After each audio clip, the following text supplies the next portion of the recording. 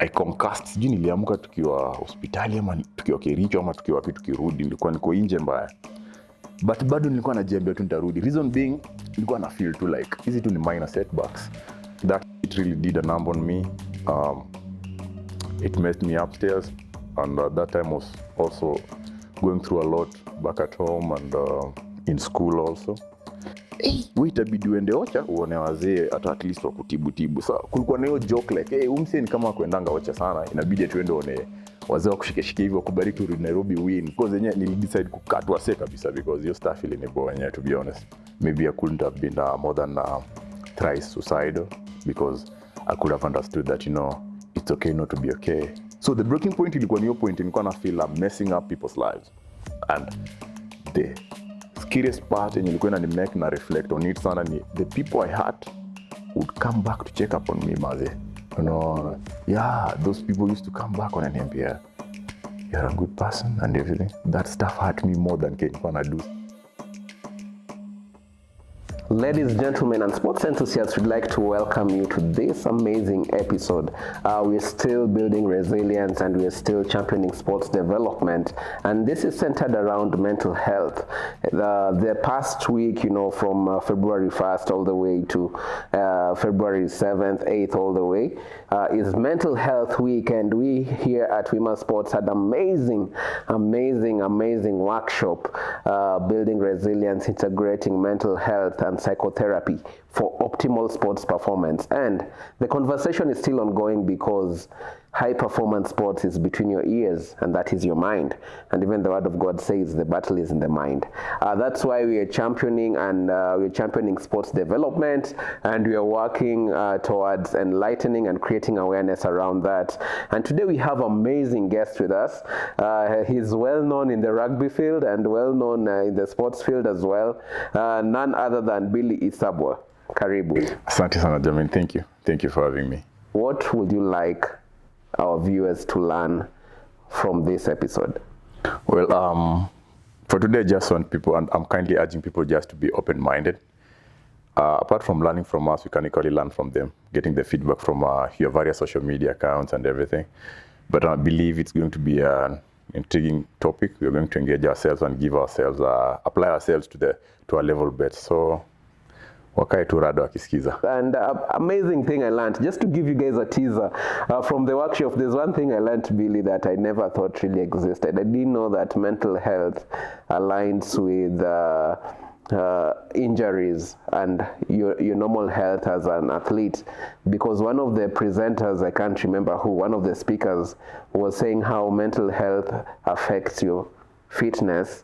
And if you're having mental health issues, then you are highly exposed to having injuries as an athlete. I believe it was Lucia. Yeah. Lucia, she came up with it, but it was after Professor Gitau mentioned something to do with. Then I believe the former national basketball player and alumni of Nazarene, she also said something to do with it. Yes. Then Lucia gave a personal lived experience of the same, and ili align tu zote pamoja ikaonesha, because you know you can't even win anything if you're not okay up here. Yeah, what are you going to even to win? Imagine utoka kwa nyumba, you're not okay, then unaenda kukaa na wase, regardless of, even if it's an individual sport, even if your coach pushes you to that level of like you need to win this and everything, but you know, if upstairs you're not ready, you're not going to get it. We are covering or centering around sports, but I think what you just said applies hugely across everything in life. Exactly. That's across, right? Just to take us back a little bit, Billy, if you can take us back to your early days, what inspired you to pick up rugby? This is in Mukumu, later at Musingu High School. What was the foundation like? So basically, growing up, we grew up at an environment where a lot of us kids and our parents were, you know, into sports. We grew up in a school quarters. So majority of our peers used to play sports both from primary and secondary school, be it football, volleyball, and everything. So for me, I was big on football up until in 2007, around class 7 there, class 8, my big bro came up from Msingu. We used to be in Msingu. We used to play volleyball and basketball. So there's a time I think he got a ball. Those days, Kuga ndo ilikuwa ball fit ya rugby. So he came up with it. akaniambia nataka ucheze hii sport ni noma sana, achana na futa. Then without any prior orientation to rugby, nakumbuka I passed nicely, my left pass went good. Akaniambia ulijifunzia hii stuff wapi? Nikamwambia mimi nimeona tu kipass, nikasema hata mimi let me do that. Akaniambia so focus on hii stuff itakupeleka far. Nikamwambia ni sawa. So you know, at that time we had like a 4-year gap. So whatever he used to do na mimi, we were on different levels. This guy is in high school, alikuwa na his peers. So me, this is a new thing, I want to introduce it to my peers huko home and everything.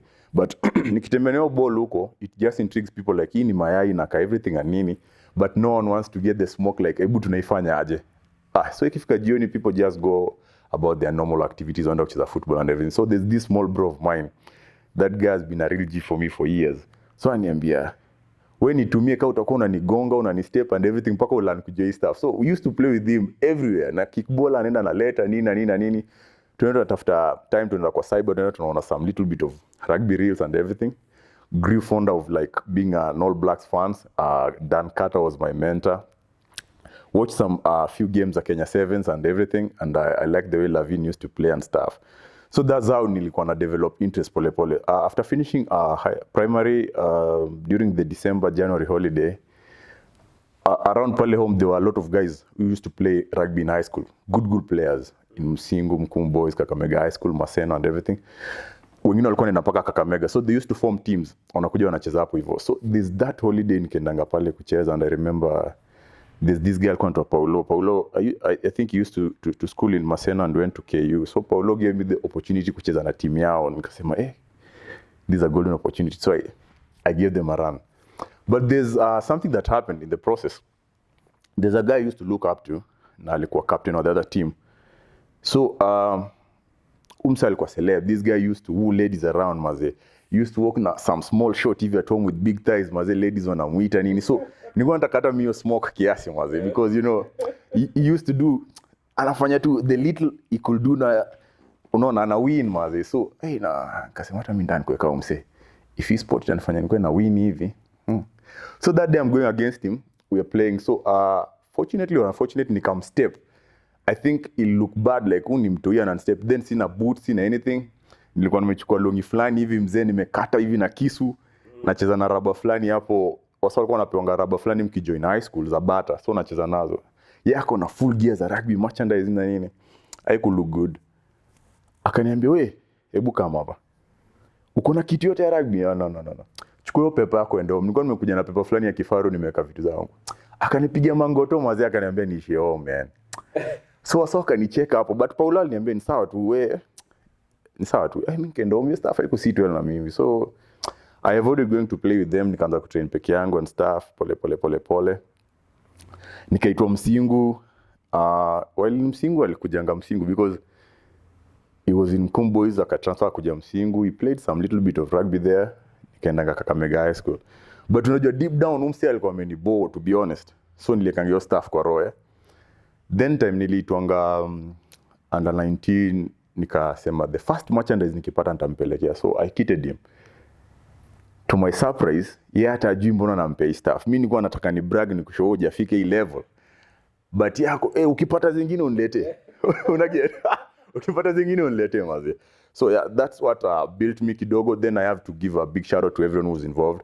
Sisi sema like I learned this on my own.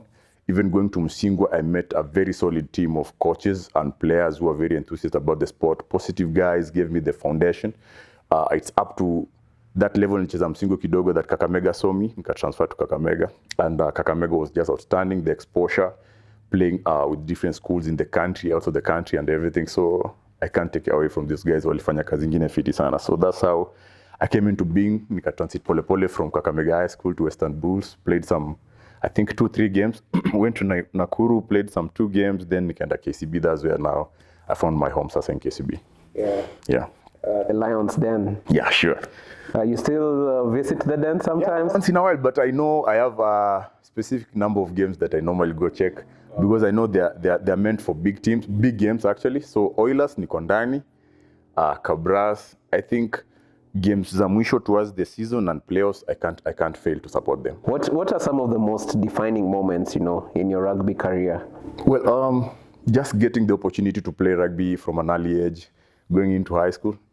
1 week, two weeks into high school, nikaanza kutravel now kidogo, went for a tournament, played Nyambira, Osoita Mbira, transition to Kakamega, nikapata the opportunity to make it to the first team, because it was an uphill task, because walikuwa wanaita people from all over the country. Unaenda huko, you guys are like 80 guys na wanataka wase 11 or 12 man.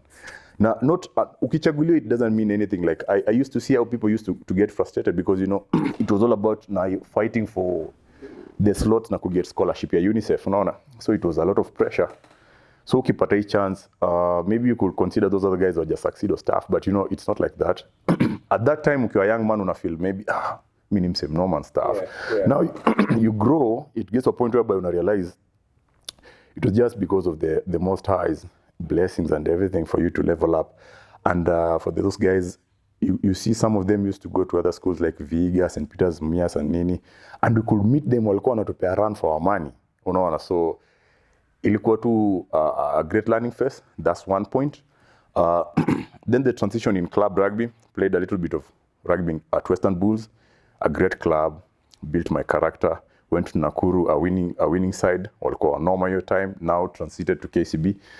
What I can take away from that ni like rugby really built my character, and the little bit of challenges nilikuwa napata pale prior to getting the injuries, there's this pressure to make the team.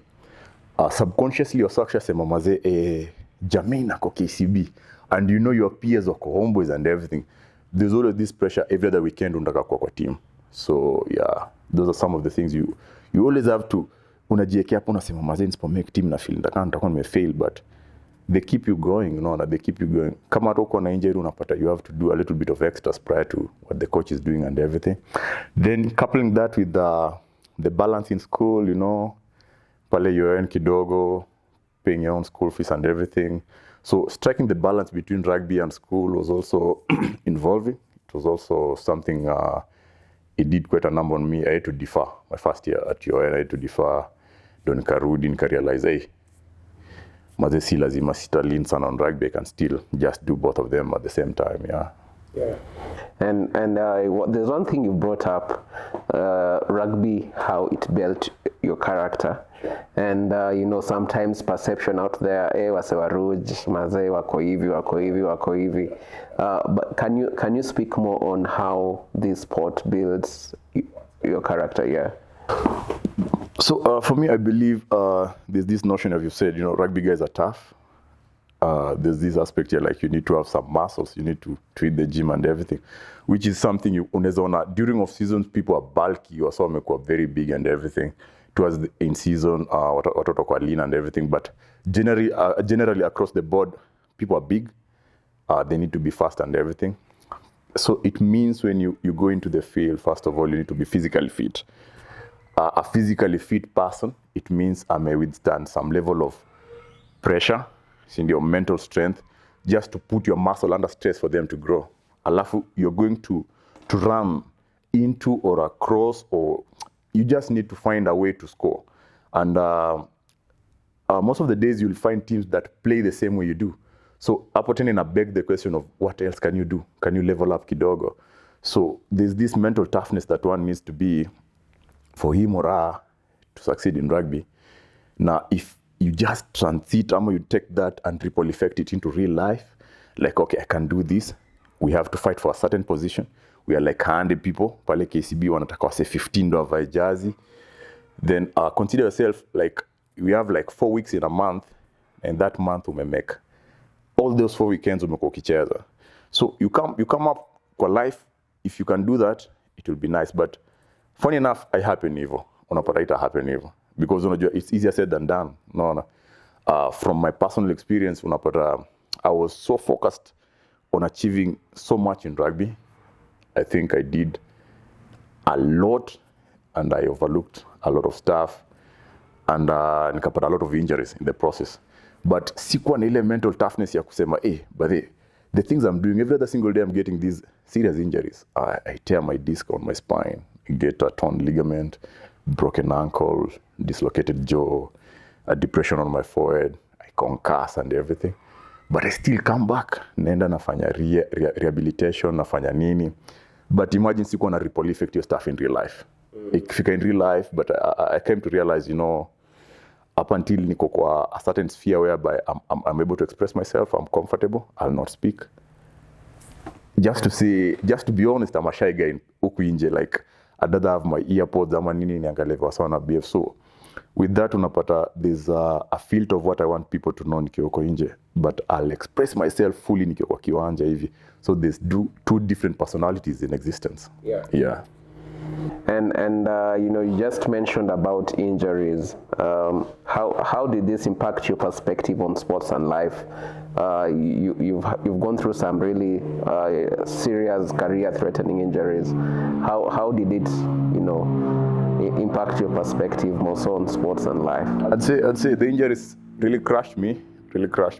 The first time I broke my ankle was in 2014 while playing Nondis. Nikasema nitarudi, which I came back after 6 months nikarudi. Hata sikukaa like 2-3 weeks maze. Sijui niliumia spine ama nini. Nikajiambia nitarudi bado. Then the third injury nikavunja ACL. Yeah. No. We went to Kakamega somewhere there kucheza na Western Bulls. I concussed. Sijui niliamka tukiwa hospitali ama tukiwa Kericho ama tukiwa wapi tukirudi. Niko nje mbaya. But bado nilikuwa najiambia tu nitarudi. Reason being, nilikuwa na feel tu like hizi tu ni minor setbacks. So when I tore my ACL in 2016, ikani affect hadi spine kiasi nini, had some issues with breathing and everything. Nika feel mazee nimekuwa overlook a lot of stuff, and that hit me because there's one guy in Ndimuli at KCB. That guy is a real G. And Ndimuli really gave me a big advice. You know, some of the guys around walisema this guy awele mbona na try so hard kucheza rugby, yet I'm like a tissue man. Nikimwagiwa maji I crumble. I'm so fragile. Na anakujanga hapa tunampea number because of, I think it's sympathy or stuff. So that really did a number on me. It messed me upstairs, and that time was also going through a lot back at home and in school also. So nikateka time, a moment nikasit back nikajiuliza like, I'm really doing all this man, alafu the band of brothers I have by my side, some of them are making a joke out of these, some of them don't even believe in you and everything. The funny bit is the same people who are mocking you are the same damn people every other weekend uko nao mnapiga sherehe, mnapika, mnabanja, mnafanya everything. Then I took some time off. Then there's a girl, a fan at rugby also. She confirmed the same thing. Akaniambia, "Hey, kwani ulikoseanga wasea mani aje? Wasa wana celebrate injury zako mazee. Wewe itabidi uende Ocha uone wazee hata at least wakutibu." So kulikuwa na hiyo joke like, umse ni kama kuendanga Ocha sana, inabidi tuende one wazee wakushike hivyo kubariki urudi Nairobi win. So yeah, tuka joke no dem akaniambia, but on a serious note, kuna venye sielewi mbona. Nikamwambia it's okay. So took some time off up until 2018 ndo nikarudi kwa rugby spheres, because sikuwa naelewa the dynamics of how people can enjoy your suffering, but you're the same people mnataka kwenda ku fight now and everything, but things happen for a reason. So it at that point ndo nika feel like nimekuwa overlook a lot of stuff. Then nikaanza kuangalia back at home. My parents have always been there for me and everything, but I think tena niliwa cause a lot of pain in the process. Like walikuwa wanaona tu like naumia, and there's nothing coming out of it. So at that point my mom alikolingi TM wa KCB, former TM wa KCB, akamwambia ni aje, this guy hataki kurudi hata rugby and anything, mnaweza msaidia ende hata surgery and everything. Akasema tutawako niita nini, ile bili alikuwa ametake some time off, and because yenyewe nilidecide kukatwa kabisa, because hiyo stuff ile ni boa yenyewe, to be honest. Sikuwa na anything against TM, but sikuwa nataka to anything to do with anyone in rugby, because nilikuwa nataka to some alone time. So yeah, TM alikuwa msem good. Ronnie was a real G. Akakam tukaongea naye nini, nikaenda surgery and everything, but still rugby yako inanibamba from that point. Yeah, so I feel like, so coming back hata nikacheza some little bit of rugby kidogo after that, thanks to Coach Murush and the late Yimba, may his soul rest in peace. They called me back to national team, wakaniambia nataka ni travel na wase kwenda Amsterdam, but I wasn't ready. I was out of shape. Nilikuwa like 106, nilikuwa nimenona, like literally nilikuwa tu nje mbaya. But face value nilikuwa naka like msako interested, but deep down me I wasn't. So because nilikuwa najua tu if anything the same thing it happened to happen. No, once beaten twice shy. So yeah, so your stuff ikanipea a window of opportunities, nikaanza kuona a lot of stuff. It really affected me on how I was interacting with people. To be honest, I was a shitty friend. Nilikuwa sikuwa naona. I couldn't even manage relationships with friends, and the people I interacted with nilikuwa na watreat vibaya because a lot of pressure from this side na project this side. Yeah, so yeah. The injuries they kept on coming up until a certain point when I needed that talk from those people to awaken me. But that wasn't even the inception ya me to realize I'm having an issue with my mental health and everything. Mi nilikuwa na perceive to like asa wanipendi, asa wananionea wivu. But hata ikuwa ni hao, ilikuwa ni mimi. Ilikuwa like, first of all, ni mimi ni sort vitu zenye ziko ndani yangu before nianze ku address kenye iko nje. Yeah. As Wima Sports, we've been advocating, and we had an amazing workshop, you can tell, from it, and also the advocating of psychotherapy in sports. How do you think different it would be if within that space that you are in, if there was a sports team counselor, sports team psychologist, or a mental health coach within teams? What aspects or what difference can this cause for competing athletes, teammates, coaches? Because some of the things, these people said, they were also saying it without understanding mental health and what you're going through. And if an athlete or a teammate understands that, they empathize. You remember Dr. Gitao talking about empathy. Yeah. So and create a support, healthy environment for your well-being and for the team's well-being. So just to narrow back to the question, what difference do you think it would have caused if you had a specialist around, or if teams should be having specialists around psychotherapy in sports to help teams, to help players, to help coaches, just to be mentally okay? Well, personally, I believe that could have helped me avoid a lot of issues. Maybe the procrastination and everything. Maybe I couldn't have been more than thrice suicidal, because I could have understood that, it's okay not to be okay. It's okay to be vulnerable. Being vulnerable doesn't mean you've quitted. You're okay. You're just accepting that, I can't handle this at this time. I need people to help me. And maybe given time, given the available resources and everything, I'll overcome this. If that could have happened to a younger me back then, maybe I could have realized how to approach sports from a different perspective. Like, okay, esports, see a walk in the park. Kutakuwa na injuries. And there's always this stuff people say. I've realized when you sit around basketball players, they say, msa kitoka injury hakuangi the same. It's true, enyewe ukitoka injury, you're not the same person. You need to work twice or thrice as much just to be who you are. And remember, being who you are wasn't even enough. We could make some of the things. So imagine you're working twice or kufika hapa. Then, that time, like 1 year, the game is elevating. Things are, stakes napanda and every now and then. So if we had this peer support, we had professionals in the field back then, maybe a lot of people could be, apart from me, could be enjoying the sport.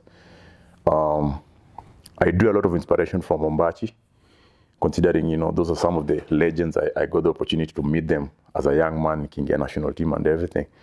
Then when I read about him suffering mental health and everything, I was like, what? Kumbe msee alikuwa na PTA stuff and everything. Or eat that stuff ingekuwa pale, ange experience your stuff.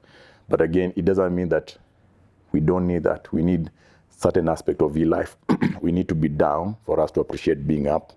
Yeah, we need to be in the dark for us to appreciate light before it comes. So if we could have, let's say, a regulatory framework and policies in place, partnership with the mental health practitioners back then, which is a thing that we need to have in place, I think we could be seeing a lot of production, because how many times are we being told that our athletes are jalipwa? Imagine, professional athletes. And these guys, every other single day, they don our jerseys, our flag, they go out there, they get hit hard, they get frustrated, they don't get paid, work on our bills and everything. Then we make a mockery of them, both men and women. Alafu imagine they don't even undergo the psychotherapy sessions and everything. Then the next tour they travel. Even the management are part of this. Wanaumia, they can't even just come up and say, because there's this whole idea of like you need to put on a certain front of like, I'm a professional, maze. Yeah, so eat that in stuff to go to normalize and speak about it. I think maybe we could have been a better side. Angalia the number of skills we export as a country. We compete against South Africa in sevens na tunawapiga. Siku hizi kwanza tunawapiga. Na wasa wanapiga South Africa, they barely earn half of what those guys earn. They barely undergo the same treatment, mental counseling and everything. So tungeko at parity now. Imagine too, so we have a lot of potential. Yeah, we have a lot of potential, untapped potential, and this is something I believe, partnership with brands like, Wima Sports, the likes of Professor Gatimu and Gitau, Kevin Love and was it Momentum Sports and everything. These are some of the things, these are some of the discussions if we have on the table, then we walk the talk. I think it will go a long way to help a lot of people.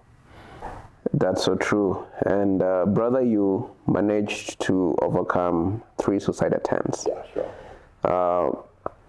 You've openly shared that even before, the articles on that. And what was the breaking point that led you to seek help? Well, I didn't just get up one morning nikasema naenda kutafuta help. I used to have this tendency like I'll only make myself available when I want to be available. And I'll only speak about this when I feel like it's important for me to speak about it. So the breaking point was like, I was so anxious about a lot of things. Paka nilikuwa nikiona msee akinifanyia kitu mzuri, I quickly resort to my cocoon, naanza kujiuliza, msee anataka nini bro? Haizi kuwa tu msee mzuri. All of a sudden, hey, msee, unaona. And that stuff really affected me. Even it went on to affect how I interacted with my parents, my siblings, my girlfriend. And I just want to say, those people have been so patient with me because imagine msana kupenda tu for who you are. You are a mess, but msana kupenda. Then we're being a mess, unajiuliza mbona msana ananipenda. Unachiki unakaa psycho walai. Unakaa psycho. Unaanza kupresent a lot of personalities, maze. You people are enjoying themselves, wanasema mbona sana enjoy. Ama wananipima. So there's a lot of doubt and everything. Up until a certain point nikafika, I met people who've gone through a lot of problems, a lot of issues, but they still managed to be happy. I told you of a story when I was in Kitengela. I met a certain guy. Sijui kama nilikuwa nakwambia. He was mse wa bike. Hey, mwazi. Mse ametoka kulose wife yake like 2 weeks ago, wamemzika. First born wake amedie. Mtu amebaki ako Kenyatta, ako sijui na cancer, sijui na nini, brain tumor na nini. Mazee amefungiwa keja na nini. But umsa ako stage anapigia wase story man. Akanibeba nikamwambia, "Badhi unajua unabebanga wase na 70 na mimi niko na chua." Akaniambia, "Ni sawa bro. Hata kama ungekuwa nani na nini." So going to sit down and to reflect on such stories, mazee unajiuliza kwani hii yangu hata see something big. I need to appreciate life vile iko and everything. So the breaking point ilikuwa ni hiyo point, nilikuwa na feel I'm messing up people's lives. And the scariest part and ilikuwa ni make na reflect on it sana ni the people I hurt would come back to check up on me, maze. Yeah, those people used to come back on and say, "You're a good person and everything." That stuff hurt me more than nilikuwa na do. So I started opening up, met some good people. Care, the guy who said like, "Hey, no bro, your story can change your life out there. Let me write about it." I can introduce to some people. Then the biggest of all was last weekend. Nikishare my story and I'm like, okay, story hata sijitagoaje, and people come up. Ule trainer wa NASA anaitwaje, the black belt guy, Alex, Prof, DJ. Oh, man, you've done so good and everything. I'm like, hey. Yeah, mazi siko najita kwa stuff. No, yeah. So definitely. Yeah, nikasema, yeah, that's nice, mazi. So that's it. So it just told me, it emphasized my bias, like, there's always something to learn from people, from your own experiences and everything. So yeah. Yeah, and you brought an important point. you know, you kept mentioning a support system, family, your girlfriend, friends. What role did faith, family, and close friends play in helping you overcome those dark moments? A big role. To be honest, I can't say I could be here without those people, and you know, were it not for them to be this supportive, to be prayerful, you know, so it by default I feel like these guys are doing so much, which is not like I'm entitled, like they need to do this for me. So I just had to change for a better me and for a better them. Then, you know, when we mention success, when we mention our survival, winning, we can't do that without linking it in our faith. I'm a big believer, like, you know, the Most High does everything for a reason. Yeah. I believe I had to be humbled. I had to get these injuries. I had to lose it up here kiasi for me to find myself, you know, for reasons best known to him. Because maybe I was egocentric at that time, I can't tell. Maybe I was missing something, or maybe I was moving so fast, or I was in the wrong direction, you know, you never know. So I'd say without support, ingekuwa very hard for me even to survive. Because I isolated myself not once or twice. I did that on a very constant momentum. Nilikuwa najitoa kila saa. To an extent whereby nilikuwa nakatata kuwa na phone. Nazima phone ama natoa tusitaki kuwa na phone for a couple of months and everything. But still those people wangenitafuta tu. Imagine, look, for 2 years hautaki wase, but those people are still in your life.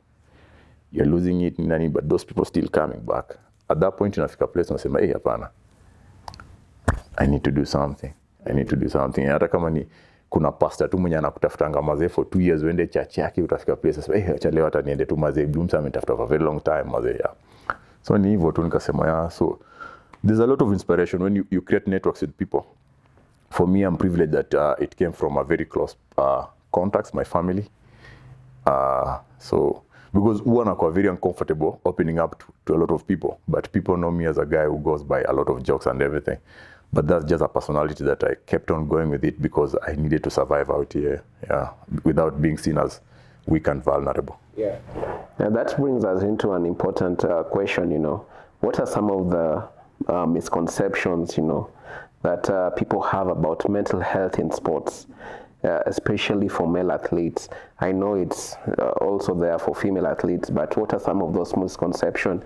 You just mentioned one that, you know, act tough, look tough. Yeah, you can't cry in front of people. Wait, like, you know, there's this narrative, wanasema, a man, there's always a framework, a socially constructed framework of what denotes to being a man.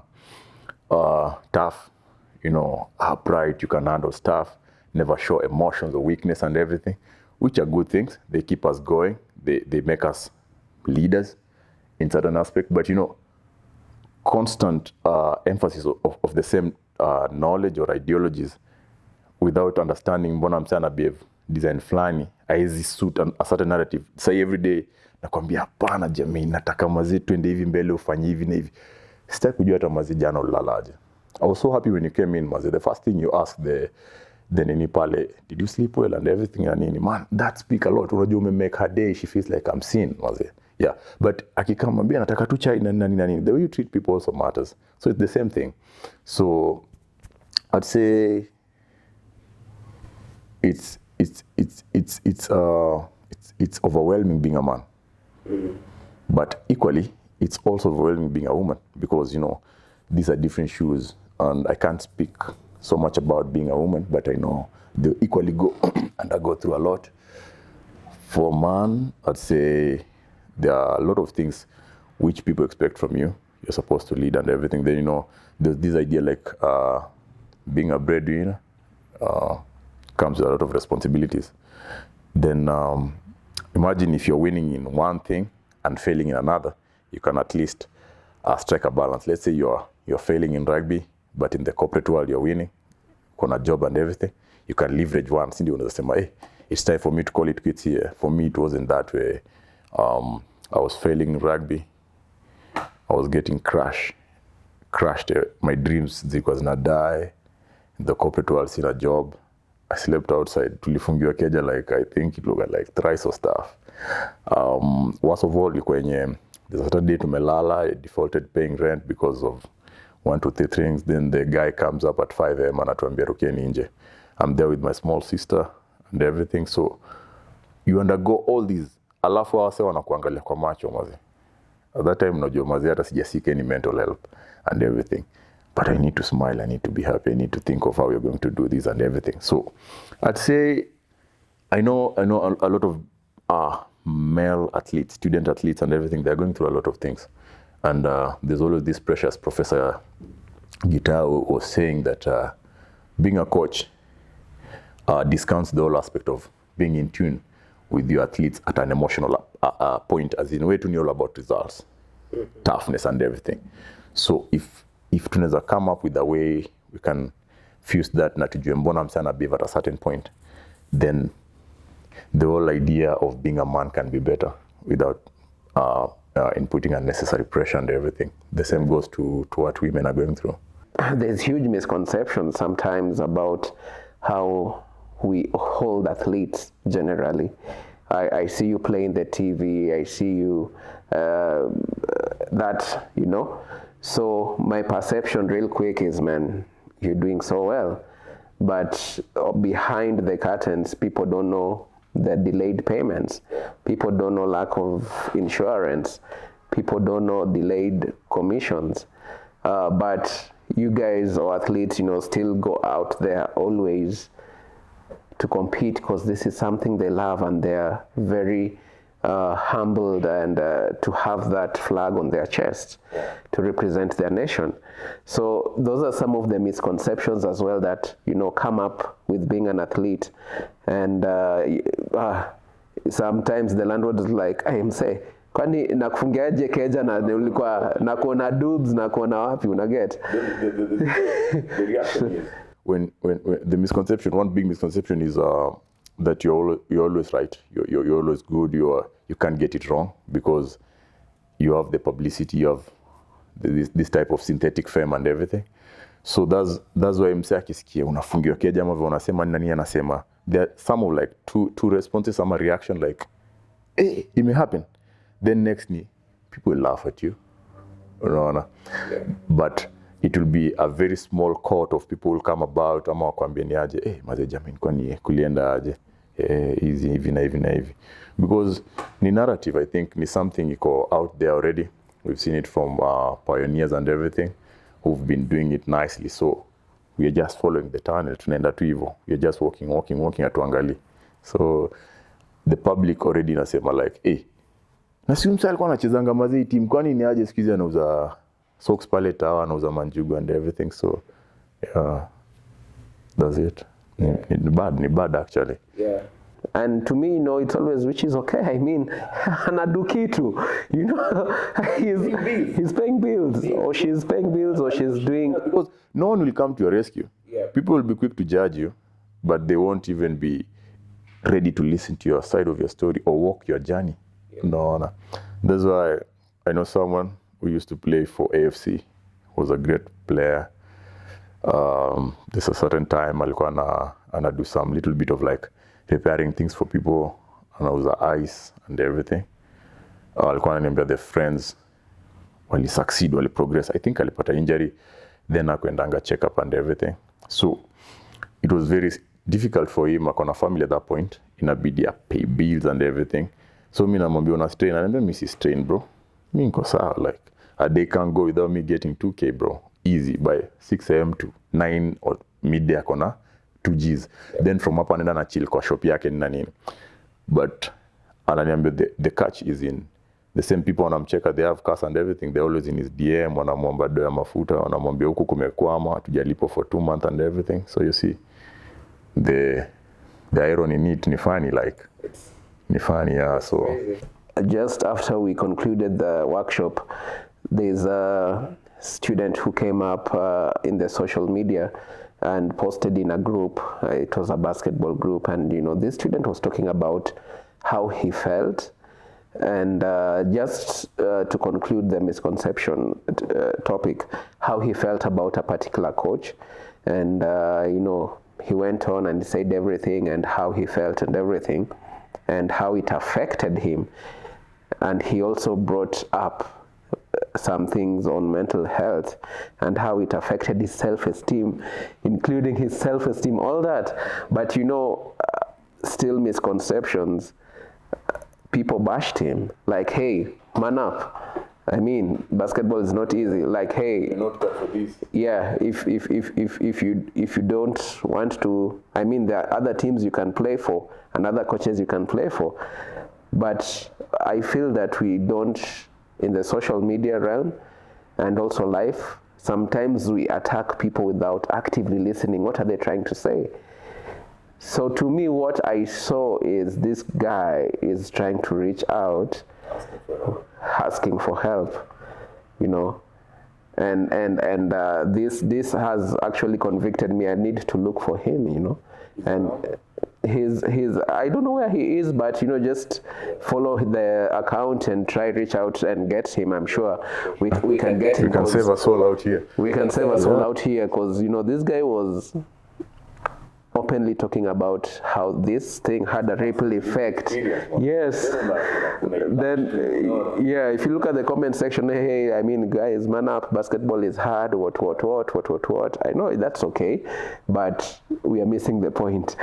What he's trying to say. I believe it's because, social media in its entirety, it's a good thing. It's a good vehicle. It helps with a lot of ideas, connectivity, business and everything. But there's this whole idea of linking everything to a meme, and that stuff sells, So right now, even if I pull up and I give my personal experience and I say I lost someone so dear to me, and maybe the circumstances in which he or she died was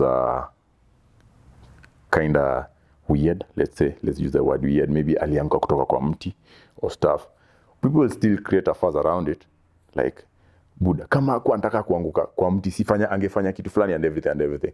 So I think I really feel for that guy. I hope he's okay wherever he is. I know, but it's so good aliongea. For me, sikuwa hata na hiyo guts ya kuongea that time, but naweza type hivi. But I was always online, naona Kenya sana nafanya, so that still reinforces the narrative ulikuwa unasema, like how is mental health in the sports. No, it answers itself in that, because ni sad, but I hope umpate. Yeah. I hope nimpate. And probably if we do, if you don't mind, I can reach out to you. Actually, that's why I started up Gymitupwith, for that reason. It's not all about being ati unabeba machuma and everything. It's Gymitupwith. Then with who. Yeah, we have a talk there. We can train. We can discuss our stuff, because I knew majority of the people who are going through what I'm going through are athletes. It doesn't mean you need to be playing basketball, rugby or stuff, but we can just have this catch and talk, tujue ni aje, listen to you. If you're far, we can have video calls and everything. Kama uko karibu, we can meet and stuff. And we can create a very serious movement of people who are ready to embrace their past and are willing to forge a new path going forward. Yeah. And as we get into that, tell us about Gymitupwith. You already started up that conversation. This is an amazing fitness brand, and I like how you put it. It's not just a brand where you just come and lift weights or come and be fit, but with what next, and it's an entire powerful thing that you're starting up, and we congratulate you for that. So how did you transition into building this platform for athlete wellness and mental health? Well, so it's been an idea in my mind for a while, and as I said, out here I'm a little bit of a shy guy. Up until niko kwa rugby sphere is when you'll think like this guy's outgoing and everything, but it's just a coping mechanism for me just to get by. So it took me a while. Up until a certain day, afternoon fulani, we were chilling with a friend of mine, Lewi. Then he was discussing the same idea, can be broke. But come to think of it, you can be liaising with people and, far from just sharing your story and training with them, you can be helping them identify some certain patterns of mental health. If it's a business, you can link them with another person and everything. It can be something that can go out there, help create brand awareness, help athletes come out of their cocoons, speak about their ideas and everything. And I was like, yeah. So how do we go about it? To have a discussion. And by 9 p.m., we'd already gone out there, designed a logo. We went up kwa rooftop, tukafanya one shoot kidogo, na akaniambia, you can just start from here, build up from here, pole pole, then we see what we're going to do about it. So at that moment, I wasn't even big on how I'm going to get people. I mean, got to like, maybe my story can go out there. And, that day, the same day, I posted something to do with the article of how I almost killed myself thrice. And the next video in the morning was me training. A lot of people reached out, different people from different places that I was thinking, this is encouraging, this is motivating, keep going. Uko wapi, niko Mombasa, how can you be around 12 me, unaweza ni train, and income, maybe virtually and everything, because considering the distance and everything. Then people were kind of like close to me, I used to play with, played against, were like, Buddha, atunda kujua juu ya life, wacha ufala msee. Nikamwambia ya but then kiasi mazi hebu acha nikupigie namba ni gani. Wasa wakanipasha, tukaongea, tukacheka juu story. Wewe Buddha usiaijua. Buddha tunataka kujua. There's a friend of mine akaniambia msee, tulisema Buddha tusidedi kama bado kuna ugali na nyama choma kwa hii dunia. Nikamwambia ya. So tuliongea actually nikafeel ya. Wakamekika kwa something small, nikasema maybe nikikam serious with this stuff, this can be the feeling. Wasa watakuwa na kama wana feel into the way to go about it. So while the program or the project is at inception stage, we've not yet capitalized on our full potential on how to go about it, but the outline is the same. I'm hoping to reach out to a lot of athletes, and it's not just confined to athletes. I realize, mental health is, vile Kevin Nava alisema, everyone goes through a lot of stuff. The problem is that hawezi jua msana go through stuff, be it in the corporate world and anything. And the big supporters of my project in my mom and dad, they were like, hii kitu unafanya ni mzuri, unajua hata sisi we were once there, and ile we didn't have the right avenues to speak about it. And I was like, yeah, I think I've done something with this stuff. Yeah, indeed. Keep it up, brother. It's an amazing thing, powerful. I mean, I saw it and I feel how powerful it is. I'm already seeing how much it can grow and impact it can have. And as we go on to the next, what's your message to this young athlete? I'd just let them know that, they don't need to be hard on themselves. Results will come as long as you're doing something. You don't need to kill yourself. Then the biggest undoing we always do is the biggest thing we do that robs us our happiness and everything is comparing ourselves to other people. Just a short story. When we finished school, we were a lot of guys, Kina Alvin, Buffar, Kina Bush and everyone. And it was a very solid group of people, potential and everything. But you look at us right now, people are flourishing at different stages in life. Kuna wasa wameproceed wako huko, kuna wasa wako huko na nini. So the same thing to a young guy. Hata kama mko na msea the same place, same team, mmetoka na same high school and anything, it doesn't mean mtamaliza the same way. But in the process, create those networks, stay true to yourself, keep checking up on your brothers and everything, then realize life happens, maze. You can be planning, but without consultation at the Most High, you're not even doing anything. I think there's a scripture that goes that without the involvement of God in your planning and everything, I think everything is in futile. Hakuna kitu utaget. So for them, just keep on going, keep ticking the boxes and everything, and one day at a time. One day at a time, indeed. Yeah. Quick fire segment right now. Yes. If you could relive one rugby match in your career, which one would it be? In 2014 against South Africa, I had butterflies kwa tani, hata mpaka nilikuwa nashindwa kutembea, mazi ilikuwa noma, man. Ilikuwa noma. Then ilikuwa noma. Then funny beat ni someone who was looking up to kwa team. Mazi alifanya vitu zingine, nikasema mimi kama msema mwogopa hivi mimi sichezi. But anyway, tulicheza tuka lose. Ilikuwa game poa. Yeah. So in 2014 car tournament in Zimbabwe against South Africa. Yeah. What's the one song that always gets you pumped for workout or training? MT, Abantu by MT. It talks about, mental struggles, they need to overcome mental toughness, and, they need to select the correct people around you, because there are some of the people will be around you, will stick long enough, clapping for you, just waiting for you to fail. Yeah, so it tells you they need to filter people, allow it to work in the right mental space. Who's the toughest opponent you've ever faced in a rugby field? As an individual? Yes. As an individual, I'll say Joshua Chisanga. That guy runs like, hey. That guy is enormous, bana. And a run, Fiji is coming to you straight. Ni msetu mtough kumtackle. Ni msetu he has a lot of power and energy and everything, then he looks scary. Every day, nilikuwa nikienda against him. For the few time nilienda against him, I used to find a way in which namu avoid at all cost, and it worked. Yeah, it works. Sikuwa nataka stories zake. He was tough, yeah. One piece of advice you'd give to an athlete struggling with injuries? Amia, reach out to Billy, reach out to Jermaine at Wima Sport, reach out to me at gymitupwithbilly.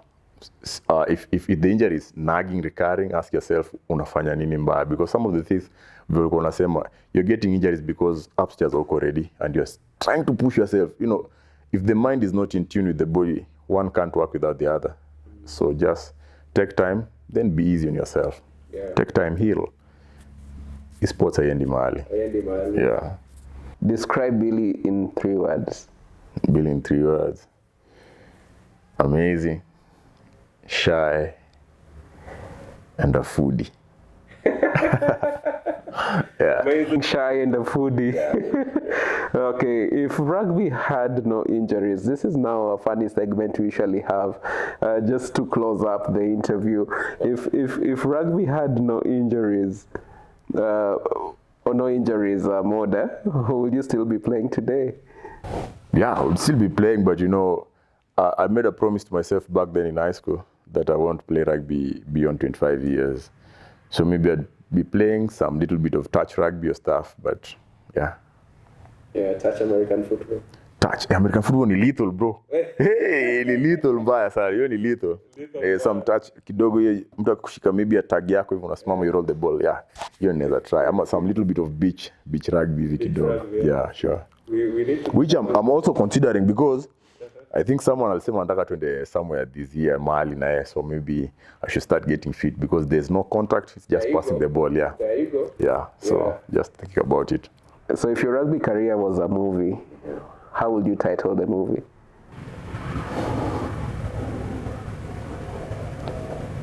I'd say The Wreck. The Wreck. Yeah, The Wreck, because honestly speaking, rugby really destroyed me and built me at the same time. Yeah, it was just for me to take a moment, step back, ndo nijue nini nafanyika. I enjoyed everything in rugby. I enjoyed the moments with my brothers and sisters, playing around them. The injuries, it was fun. The people who helped me recover, it was just everything. But at the end of the day, I managed to smile through it all. Yeah. Yeah. And now, gym it up with. Yeah, gym it up with. And I look back at it and I'm like, yeah, maybe I can help someone avoid all that. Yeah. Yeah. And as I move different, maybe I can mentor someone, or me just sharing a story, and to avoid it being all about me, the width is all about me learning to listen without judging, learning to listen without making it about myself, without being ethnocentric. Nasikiza tu. And at times unapata unasikiza tu mse, kusikiza tu mse mazee. It's enough. Kumsikiza tu, it's enough. Yeah. So yeah. If you had to pick between coaching rugby and coaching a dance team, which one would you choose? I'd pick both, because I'll be coaching rugby. Then during stretches I'll be coaching my team how to dance. So I'll be doing both. Yeah. So you're really good at dancing, eh? When I'm seated though. When I'm seated though. I've got the moves. Nikika hivi, move kama Michael Jackson, I move. Lakini nikisimama, there's something with the coordination. Unapata left ina move. So at times unafeel nikisimama niko na miguu za left mbili, so inakuwa noma kidogo. Yeah. Brother, we celebrate you. We appreciate, your boldness, to share your story and to impact more lives. And you've been a force to reckon with. And I like that you could name your movie The Wreck, because there's always beauty in a wreckage, and the assembling part and what comes after that is super amazing. And I could just relate it to some of these safari rally cars, the WRC cars, when they go through wreckages, and tomorrow morning when it's on the road ready for the race, it's you can't tell. It's totally new, and that's Gymitupwithbilly with you, and how much you inspired lots of lives at the Building Resilience workshop. And bro, I mean, this is the reason why God made this way, and I'm sure God has great things aligned for you and coming ahead. Just to wrap this up, this has been an amazing interview here at Wima Sports, hosted at Osoita Lodge, courtesy of Osoita Lodge, amazing host here, and where guests indeed become family. Bill, I'd like you to just wrap it up, with a segment, with a word that you have in regards to, mental health in sports, psychotherapy in sports. If you had a chance to sit with the Cabinet Secretary of Sports in Kenya, what would you tell him? Well, it will be an honor, actually, to be in the presence of such a great title, a great personality. I'd actually just table it and be blunt and straight with him, nimwambie, there's a lot happening, far from the way, some of these, let's say, these brands consider sports performance just on what happens within the fields, But as we've discussed with you before, last week and every other time to engage, you've realized that performance is far from what happens in the field. Actually, majority of the performance is nearly more than 50% ni kenye inahappen huko nje. The way this guy interacts with other people, his family, the way he's managing himself or herself before akuje. Because coaches have a fraction of 24 hours, athletes. These guys, they immerse themselves in corporate world with their families and everything.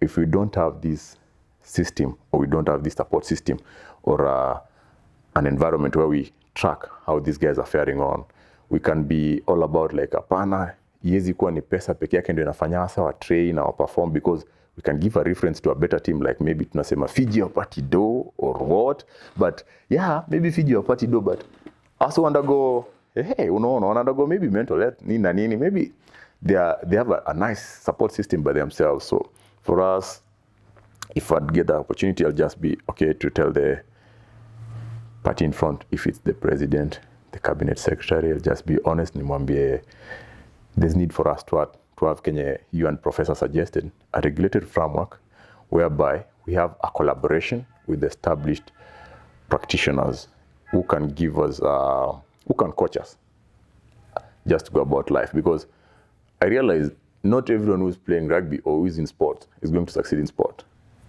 Actually, it's funny how you tell people that you can spend your entire teenage years focusing on a certain career or a certain goal, then maze will end up kuwa another successful person at different stuff.